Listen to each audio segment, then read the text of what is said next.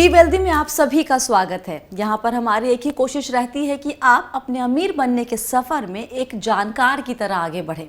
आपके पास वो तमाम जानकारियाँ हों जो आपको अपने पैसे और इन्वेस्टमेंट से जुड़े सही फैसले लेने में मदद करें।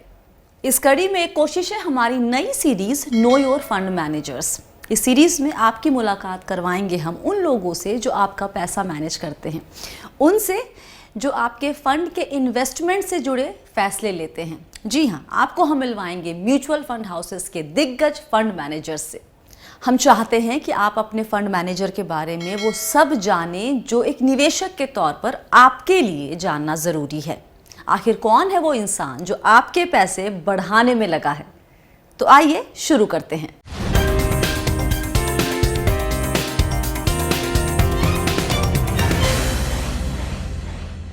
नमस्कार, स्वागत है आप सभी का बी वेल्दी की खास series know your fund managers में। Know your fund managers presented by Kuvera, एक इन्वेस्टिंग प्लेटफॉर्म जो आपको अपने फाइनेंशियल गोल्स हासिल करने के लिए एक डिसिप्लिन इन्वेस्टर बनाता है। नो योर फंड मैनेजर्स में हम बात करते हैं उनसे जो आपका पैसा मैनेज करते हैं। जी हाँ, हम बात करते हैं म्यूचुअल फंड इंडस्ट्री के जाने माने दिग्गज फंड मैनेजर से और उनसे ये जानते हैं कि वो ज़िंदगी के इस मकाम तक आखिर पहुँचे कैसे और ज़िंदगी में उनके लिए इस पैसे निवेश के अलावा और क्या मायने रखता है। आज हमारे साथ हैं एक सुपर अनुभवी फंड मैनेजर जो चार्टर्ड अकाउंटेंट हैं, कॉस्ट अकाउंटेंट हैं, CFA चार्टर होल्डर हैं और CFP भी हैं। हमारे साथ हैं आपके एक बहुत ही फेवरेट स्कीम पराग पारिक फ्लेक्सी कैप के फंड मैनेजर और PPFAS एसेट मैनेजमेंट के CIO राजीव ठक्कर। शुक्रिया सर वक्त निकालने के लिए। 28 साल का आपका अनुभव, उसमें से 21 साल आप PPFAS के साथ हैं। अगर उसको बॉलीवुड की भाषा में कहेंगे तो हम लोग कहेंगे कि ये बंधन तो प्यार का बंधन है। कैसे इतना लंबा रिश्ता? तो ज्वाइन मैंने 2001 में किया था। जब ज्वाइन किया तब ऐसे कोई फिक्स टाइम के नज़रिए में नहीं आए थे कि इतने साल रहना है या कुछ। आने के बाद मुझे माहौल पसंद आया, कंपनी को मैं पसंद आया। अब चलते हैं एकदम शुरुआत से सर, ठीक है? कहाँ, मुंबई के ही रहने वाले हैं या फिर बाहर से हैं? तो पहले 20 साल मेरी ज़िंदगी के सारे अंधेरी विरले पार्ले एरिया में गुजरे हैं। मुंबई में, ना सिर्फ मुंबई में लेकिन एक मुंबई के एक छोटे हिस्से में स्कूल कॉलेज यहीं का है, रहना यहीं का है। उसके बाद मुंबई में चर्च गेट एरिया में चार्टर्ड अकाउंटेंसी फर्म थी, ऑडिट के लिए बाहर जाने लगे, लेकिन born and brought up in Mumbai. और ये क्लैरिटी बचपन में आ गई थी कि कब आई थी इनफैक्ट कि इस फील्ड में जाना है? घर का माहौल था ऐसा? हाँ, तो जो स्पिरिट ऑफ द टाइम्स जिसे कहते हैं या जो माहौल होता है उस वक्त का, तो आजकल अगर जो यंग लोग होते हैं उनका माहौल जनरली कंप्यूटर या सॉफ्टवेयर इंजीनियरिंग या स्टार्टअप में ज्वाइन करना होता है। तो मेरा ग्रेजुएशन ईयर 1992 में था। तो उस वक्त लिबरलाइजेशन शुरू हुआ था, स्टॉक मार्केट बूम था हर्षद मेहता के वक्त का। तो तभी सारे जो यंग लोग थे उनका एस्पिरेशन था कि स्टॉक मार्केट फील्ड में जाए या इन्वेस्टमेंट फील्ड में जाए। तो स्पिरिट ऑफ द टाइम कह सकते हैं उसको। और डैड क्या करते थे? उनका प्राइवेट जॉब था, लेकिन वो इक्विटी मार्केट इन्वेस्टर काफ़ी सालों से थे। तो घर में जो एनुअल रिपोर्ट्स वगैरह आते थे, उस ज़माने में प्रिंटेड एनुअल रिपोर्ट्स हुआ करते थे, ना करके आज के ज़माने में PDF आ जाता है ईमेल पे। तो पोस्ट में वो सारे बुकलेट्स आते थे और पता होता था कि कौन कौन सी कंपनियां हैं और क्या करती हैं वगैरह। ओके, पहली नौकरी कहाँ लगी थी? तो सबसे पहली नौकरी तो मंथली 225 रुपये तनख्वाह मिलती थी as a CA article clerk. तो ये साउथ मुंबई में CA फर्म थी, मीडी जोखाकर एंड कंपनी। वहाँ पर 2 साल ऑडिट एक्सपीरियंस था। फिर वहाँ उसके बाद इंडस्ट्रियल ट्रेनिंग जो 3rd ईयर ऑफ CA होता है वो प्राइम सिक्योरिटीज़ में थी, वहाँ पर 5 साल था। तो 225 रुपये कही आपने पहली तनख्वाह। अभी का हम नहीं पूछेंगे आपसे। ये बताएं इस 225 रुपये का किया क्या था? ज़्यादातर तो रेलवे पास में ही निकल जाते थे। तो क्या था रेट उस टाइम पे? अगर फर्स्ट क्लास का पास लेते थे ट्रेन का तो डिस्काउंटेड रेट के बाद भी ज़्यादातर पैसे उसी में निकल जाते थे। अच्छा, ओके। ये कब ये ख्याल में आया राजीव सर कि इस लाइन में आना, क्योंकि आपने पढ़ाई तो इतनी सारी की है, आप सीए है, chartered accountant, cost accountant, CFA charter holder, CFP, तो ये दिमाग में कब आया कि फंड मैनेजर का रोल ये आपको सूट करता है? तो फाइनेंशियल मार्केट्स में आना है ये Clear. 1992 से क्लियर था। अच्छा। सीए करने से पहले तो 2 साल सीए करके फाइनेंशियल फील्ड में आ गया था। तब आईपीओ वगैरह करता था। आईपीओ मार्केट ठप हो गया उसके बाद डेट और गवर्नमेंट सिक्योरिटीज में कुछ साल काम किया। इक्विटी इन्वेस्टिंग और जो फंड मैनेजमेंट है ये लगभग 2002-2003 के करीब क्रिस्टलाइज हुआ, फाइनलाइज हुआ। और कैसे ये पूरा क्रिस्टलाइज हुआ? कोई ऐसा कोई इवेंट या कुछ कोई घटना? तो पीपीएफएस में पारंपरिक में मैंने गवर्नमेंट बॉन्ड डेस्क पे शुरुआत की थी। इक्विटी में शुरुआत नहीं की थी 2001 में। तो 2003 तक ऐसा माहौल हो गया था कि गवर्नमेंट बॉन्ड में जो ब्याज दर होती थी वो 5.5 तक पहुंच गई थी। और जो इक्विटी शेयर थे और जिन पर डिविडेंड टैक्स फ्री हुआ करता था उस जमाने में, वो अच्छी कंपनियों में 10% टैक्स फ्री डिविडेंड डील वगैरह आते थे। ग्रोथ थी, 11 साल की मंदी थी। 1992 से 2003 तक स्टॉक प्राइस काफ़ी गिर चुके थे। तो पराग परिक जी जो है, पराग भाई जी ने कहते थे, उनसे बात कर रहे थे कि इक्विटी काफ़ी अट्रैक्टिव लग रहा है। तो उन्होंने बोला आ जाइए इक्विटी में शिफ्ट कर लेते हैं और क्लाइंट को भी एडवाइस करते हैं इक्विटी में निवेश करने के लिए। तो 2003 में ये शिफ्ट हुआ। ओके। और इतने लंबे करियर में सर कभी ये लगा कि अटक गए हैं या फंस गए हैं? स्टक फील करने वाली होता है ना कि यार आगे समझ में नहीं आ रहा कि अब क्या करना है, और अगर ऐसा लगा तो वहाँ से फिर बाहर निकलने का रास्ता कैसे ढूंढा? पहले 11 साल तो ऐसा ही माहौल था। तो जो बहुत ही ऑप्टिमिज्म था लिबरलाइजेशन कंट्री का, और फाइनेंशियल मार्केट्स खुल गए थे और अच्छा माहौल लग रहा था। लेकिन 10-11 साल तक इक्विटी मार्केट अप डाउन ही रहा। ज़्यादातर परमानेंट ग्रोथ नहीं आया इक्विटी मार्केट्स में। और आईपीओ मार्केट, जैसे मैंने बताया जिस डिपार्टमेंट में मैंने शुरुआत की थी, काफ़ी आईपीओ कम हो गए, काफ़ी मर्चेंट बैंकर्स ने लाइसेंस सरेंडर कर दिए। तो जो टैक्सेशन और ऑडिट फील्ड में मेरे जो फ्रेंड्स थे सीए में, वो गए, उनकी तरक्की काफ़ी अच्छी रही पहले 10-11 सालों में। तो ऐसा चलते रहता है, कभी कोई आगे होता है, कभी कोई आगे होता है। लेकिन इंटरेस्ट था इस फील्ड में, तो इसी फील्ड में जो मेरा है। लेकिन जब उस टाइम पे ये फेज आया था कि लग रहा था कि यार वो आगे निकल रहे हैं और मैं कहीं नहीं जा रहा हूँ, और उसमें टिके रहना बहुत, उसके लिए एक मेंटल स्ट्रेंथ की ज़रूरत होती है। वो एक्चुअली उस तरीके से उस वक्त नहीं समझ में आता है, जब आप निकल जाते हैं तब समझ में आता है। तो एग्जैक्ट थॉट्स क्या थे उस टाइम पे? तो ज़्यादा क्रेडिट नहीं दूंगा मैं मेंटल स्ट्रेंथ को। एक गाड़ी पकड़ ली तो ठीक है, मंजिल तक बैठे हैं, दूसरी स्लो गाड़ी में बैठे हैं, दूसरी एक्सप्रेस बाजू में जा रही है, लेकिन उसे उतर के पकड़ तो नहीं सकते। तो जिन्होंने ऑडिट में स्पेशलाइज किया है, जिन्होंने टैक्स में स्पेशलाइज किया, वो उसके फील्ड में जा रहे थे। मैं फाइनेंशियल मार्केट्स में आया था, तो वही काम करना है। अच्छा, मतलब ये कभी ये नहीं आया था कि चेंज कर ले? नहीं, इतना तो वो माहौल नहीं बना, हताशा नहीं हुई थी अच्छा, कि चेंज कर ले। ओके। एक सवाल जो हमेशा आता है, जो लोग स्पेशली इक्विटी में निवेश करते हैं, जो आपसे जानना चाहेंगे हमारे सब्सक्राइबर खासकर, वो ये कि भाई आप जब स्टॉक पिक करते हैं तो वो उसके लिए रिसर्च या तरीका क्या होता है? Is it there is a simple way to figure out कि ये सही है मेरे लिए और ये सही नहीं है, स्टॉक के सेंस में? तो हमारा जो अप्रोच है वो मैं बताता हूँ। काफ़ी लोगों का अलग अलग अप्रोच होता है।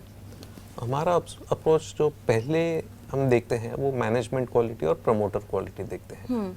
अगर कोई प्रमोटर ग्रुप ऐसा है या मैनेजमेंट ग्रुप ऐसा है जिसने पास्ट में कुछ ऐसे काम किए हैं जिससे माइनॉरिटी शेयर होल्डर को घाटा हुआ है, तो ऐसे ग्रुप में हम निवेश नहीं करते। तो ये पहली बात है। फिर दूसरी बात ये है कि एक प्रमोटर ग्रुप के 2 अलग अलग इंडस्ट्रीज में लिस्टेड कंपनियां हो सकती हैं। एक इंडस्ट्री की कैरेक्टरिस्टिक जो उनके नतीजे होते हैं वो काफ़ी अच्छे होते हैं, दूसरी इंडस्ट्री में इतने अच्छे नहीं होते। तो जो अच्छे वाले हैं वो सिलेक्ट करते हैं। तो उदाहरण अगर दूँ तो टाटा ग्रुप एक अच्छा ग्रुप है, तो उनकी जो सॉफ्टवेयर कंपनी है TCS काफ़ी अच्छा कर रही है काफ़ी सालों से, जबकि उनकी टेलीकॉम वेंचर काफ़ी सक्सेसफुल नहीं हो रही है। तो जो सेक्टर होते हैं जहाँ पे return on investment, return on equity अच्छे होते हैं, उस इंडस्ट्री में हम निवेश करते हैं। जो इंडस्ट्री होती है जिसमें रिटर्न कम होते हैं उसमें निवेश नहीं करते। और फिर वैल्यूएशन देखते हैं, अगर वैल्यूएशन अच्छा है कंपनी का फिर निवेश करते हैं। अगर फिलहाल वैल्यूएशन अच्छे नहीं है तो उस कंपनी को ट्रैक करते हैं, मॉनिटर करते हैं। और ये अच्छा और नॉट सो अच्छा वैल्यूएशन कैसे पकड़ते हैं, अगर एकदम आसान शब्दों में बता सके? एकदम आसान शब्दों में बताएं तो आपके एरिया में अगर कोई किराने की दुकान है, ग्रोसरी स्टोर है, और अगर वो सेल पे आ जाए तो आप कैसे डिसाइड करेंगे, कैसे निर्णय लेंगे उसमें निवेश करना है कि नहीं करना है? तो एक अप्रोच एसेट बेस्ड अप्रोच हो सकता है। उस दुकान की वैल्यू कितनी है, उसमें मालमत्ता कितना है, फर्नीचर पे कितना खर्चा हुआ है, वो एक एसेट बेस्ड वैल्यूएशन हुआ। दूसरा अप्रोच ये ले सकते हैं कि उसका मंथली सेल कितना होता है, उस सेल पे मुनाफा कितना होता है, एक साल में उनका मुनाफा कितना होगा। अगर आपका अप्रोच ये है कि आपके इन्वेस्टमेंट पे आपको 15% रिटर्न मिलना चाहिए साल का, और अगर आप 100 रुपये में उसको खरीदना चाहते हैं तो 15 रुपये मुनाफा होना चाहिए। तो ऐसे जो सिंपल जो अप्रोच होते हैं जो बिजनेसमैन आमतौर पर लेते हैं, वही अप्रोच हम वैल्यूएशन में इक्विटी शेयर में लेते हैं। ओके, तो इसके अलावा कुछ और? आपने कहा वैल्यूएशन, आपने कहा कि प्रोमोटर की क्वालिटी, और साथ ही ROE जिसका अच्छा होता है। हाँ। इसके अलावा कुछ और भी पैरामीटर्स? तो ROE अच्छे होने के लिए कुछ बैकग्राउंड में कुछ चीज़ें होनी चाहिए। एक तो कंपटीशन कम होना चाहिए। Right, okay. जिस क्षेत्र में बहुत ही ज़्यादा कॉम्पिटिटिव माहौल होता है वहाँ पर ROE कम हो जाते हैं, और जहाँ पर मोनोपोली जैसी परिस्थिति हो या जहाँ पर किसी कंपनी के पास टेक्नोलॉजी हो या पेटेंट हो, तो वहाँ पर कंपटीशन कम होने की वजह से उनके मुनाफे ज़्यादा रहते हैं। तो ऐसी कंपनियों का सिलेक्शन करते हैं। ओके, और ये सुनने में जितना आसान लग रहा है इतना आसान होता नहीं है। ये हमने आसान शब्दों में बताने की ज़रूर कोशिश की है सर ने, लेकिन ये बहुत ही मुश्किल काम है, और ख़ासकर तब जब आप इतने सारे बहुत सारे इन्वेस्टर का पैसा मैनेज कर रहे होते हैं। तब काम एक्चुअली आपको जो प्रोफाइल है, वर्क प्रोफाइल, वो बहुत ही स्ट्रेस वाला है, right? To a certain extent. हाँ, मतलब अगर स्ट्रेस ले तो उसका कोई अंत नहीं है, अगर ना ले तो आप कितना लेते हैं? ज़्यादातर नहीं लेता। तो जो चीज़ें हमारी कंट्रोल में है उस पर ध्यान रखते हैं। जो चीज़ें मैंने बताई, मैनेजमेंट क्वालिटी है, इंडस्ट्री है, वैल्यूएशन है, ये सारी चीज़ें हमारे कंट्रोल में है, उस पर हम ध्यान देते हैं। जो हमारे कंट्रोल के बाहर है, जैसे कि कोविड होगा नहीं होगा, लॉकडाउन कितने दिनों तक रहेगा, रशिया यूक्रेन वॉर कब तक चलेगा, चीन ताइवान का या RBI युद्ध कब बढ़ाएगा छिड़ेगा, एग्जाम वो तो लिमिट। हाँ, तो ये सारी चीज़ें हमारे कंट्रोल में नहीं है।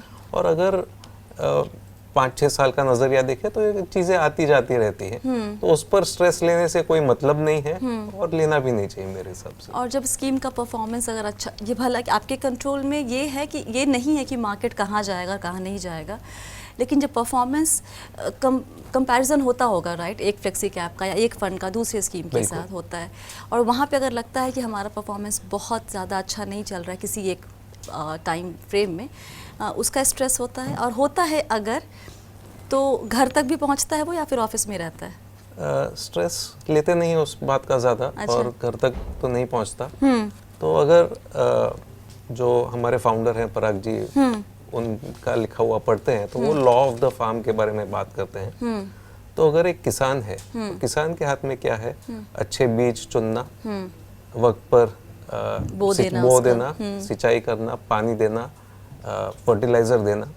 अभी कभी बाढ़ आ गई, कभी मौसम खराब हुआ, क्रॉप अच्छा नहीं आएगा, तो कुछ चीज़ें कंट्रोल में नहीं होती हैं। जो कंट्रोल में नहीं होती हैं उस पर चिंता करके मतलब नहीं है। तो हमारी चीज़ कंट्रोल में जो चीज़ है वो वक्त पर सही निर्णय लेते हैं, फिर बाद में बहुत ज़्यादा चिंता नहीं करते। अमूमन दिन कैसा बीतता है सुबह से शाम तक वर्किंग डे में?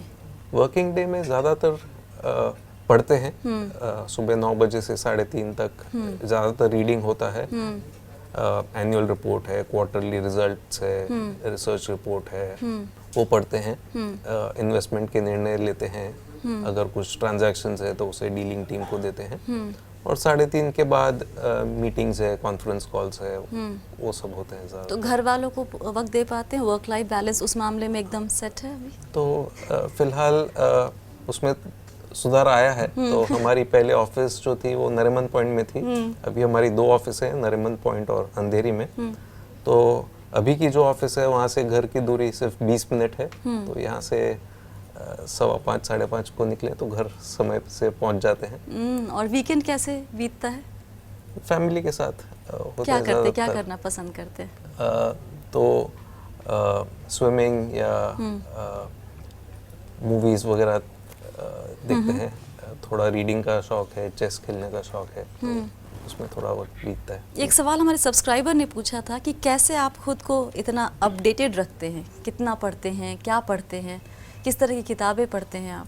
तो जो चीज़ें लॉन्ग लास्टिंग है, लंबी अवधि में काम आती है, उस पर ज़्यादा जोर देते हैं। जैसे? तो अगर अखबार पढ़ें या वीकली न्यूज़ देखें तो वो आज रिलेवेंट है, 1 महीने बाद, 2 महीने बाद रेलेवेंस नहीं रहती है।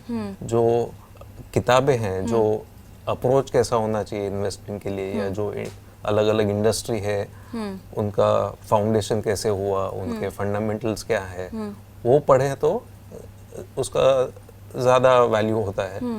एनुअल रिपोर्ट पढ़ें तो उसका ज़्यादा वैल्यू होता है, मंथली सेल्स नंबर्स पढ़ें तो उसका कम रेलेवेंस होता है। तो जो लॉन्ग लास्टिंग चीज़ें हैं उसे ज़्यादा पढ़ते हैं। आपने कहा वीकेंड पे आप मूवीज़ देखना भी पसंद करते हैं, किस तरह की मूवीज़? हर तरह की, मतलब बॉलीवुड मूवीज। कोई जॉनर, कोई फेवरेट जॉनर? जैसे मुझे अगर रोमांटिक कॉमेडी मूवीज पसंद है, किसी को एक्शन पसंद है, आपका कोई particular genre? Detective and thriller kind of movies. कोई फेवरेट एक्टर? ऋतिक रोशन। अरे वाह। और म्यूजिक किस तरह का सुनते हैं? Old Hindi music, old Hindi film music. Favourite singer? Kishore Kumar. Favourite song? काफी सारे हैं। एक कुछ एक सोच के 2-3 बता दीजिए। वैसे चांद मेरा दिल। गाते हैं? ज़्यादा गुनगुनाते? नहीं। गुनगुनाते थोड़ा सा? सिर्फ पब्लिकली नहीं। Favourite actress? दीपिका पादुकोण। और पुराने में? नूतन। मूवी आपने बताई फेवरेट नहीं? ऋतिक रोशन एक्टर बोला तो बैंग बैंग। सीरियसली आपको पसंद है वो मूवी? अयो रामा, हम जज नहीं कर रहे हैं आपको इस बात पे, एकदम ही कर नहीं। लिया आपने। नहीं। बहुत ज़रूरी है ज़िंदगी में आगे बढ़ने के लिए आपके आसपास जो लोग हैं वो सही वर्ड नहीं सही होगा, लेकिन एक सपोर्टिव ग्रुप हो आपके साथ। बिल्कुल। कैसे आप उस तरह के लोग, अगर आप कॉन्शियसली देखते हैं कि आपके आसपास कौन है, किसके साथ आपका उठना बैठना है, कैसे वो फिगर आउट करते हैं कि सही लोग आपके आसपास हों? तो एक बहुत ही पॉपुलर किताब आई थी द सीक्रेट करके। तो आपका जैसा बिहेवियर है, आपका वैसे लोग जो attract सोच है, करेंगे। वैसे लोग अट्रैक्ट होते हैं। तो मेरे ख्याल से कुछ सालों बाद ये अपने आप हो जाता है। जैसा आपने बताया, मैं यहाँ 2 दशक से ज़्यादा से हूँ, तो अगर वो मैच नहीं होता तो मैं इतनी देर तक एक कंपनी में नहीं रहता। राइट। तो लोग चेंज होते होते वहाँ पहुँच जाते हैं जहाँ पर वो मैच आता है, और एक बार वो मैच आता है तो फिर वहीं रह जाते हैं। सक्सेस का मायना क्या था बचपन में, कॉलेज टाइम में, नौकरी, पहली नौकरी के टाइम पे, और अब? तो मेंटल पीस और हैप्पीनेस, ये अब का मायना है। और कॉलेज टाइम में जो नॉर्मली लोग परस्यू करते हैं, financial stability, material wellbeing, fame, power, तो उसका थोड़ा एस्पिरेशन था, but over a period of time good health, happiness, being with good people. Okay.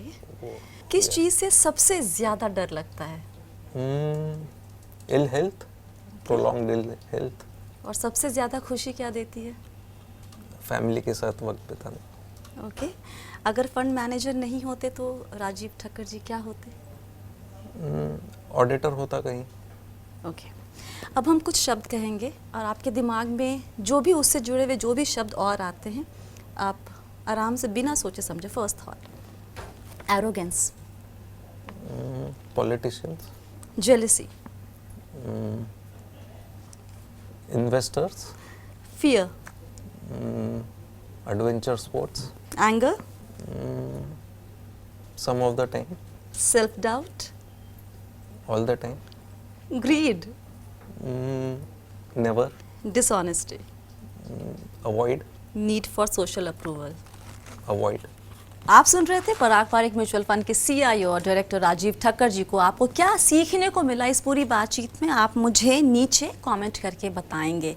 बातचीत अच्छी लगी है तो आप ये वीडियो लाइक करेंगे, शेयर करेंगे, और अभी तक अगर बी वेल्दी सब्सक्राइब नहीं किया तो एकदम सही वक्त है, अभी कर लीजिए सब्सक्राइब, और साथ ही जो वो घंटी बनी हुई ना उसको टिंग कर दीजिए ताकि आपको हमारे ऐसी इंटरेस्टिंग बातचीत के और भी वीडियोस का अलर्ट मिल जाए।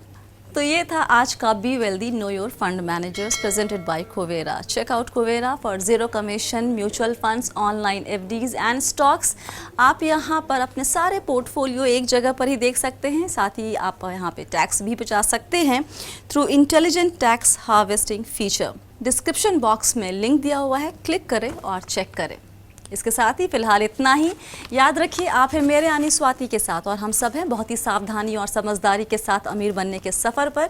अपना वक्त देने के लिए बहुत बहुत शुक्रिया। आप सभी को बहुत सारा प्यार और दुलार। Stay blessed, healthy and be wealthy.